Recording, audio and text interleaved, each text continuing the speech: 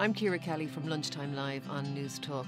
But in a previous life, I was a GP, and obviously this has been a really tough week for the women of Ireland. So I'm going to answer some of your texts to the show now, and hopefully it will put some people's minds at rest.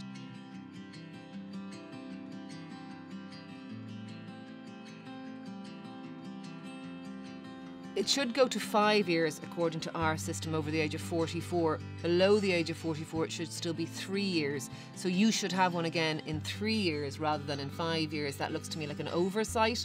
Sorry to tell you that, but again, the same kind of advice for you as for anyone. If you have any concerns, if you have any symptoms, if you have any worry, or if you're going to be anxious about this and thinking about it, and I think half the women in the country are anxious about this and thinking about it, get another smear test. That would be my advice to you.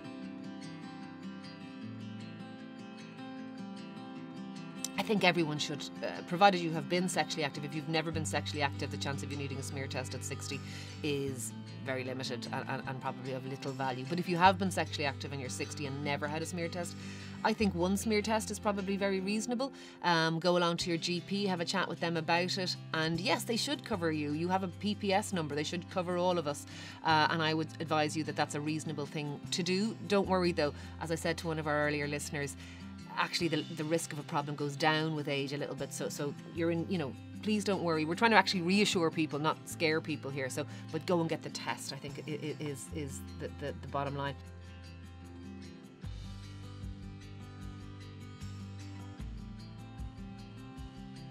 Yeah, I think we can rely on biopsies. I do think we can. Yes, you still need follow-up smears, and maybe you're due one now and maybe you're not. And I would keep saying to everyone the same thing, go get the bloody smear.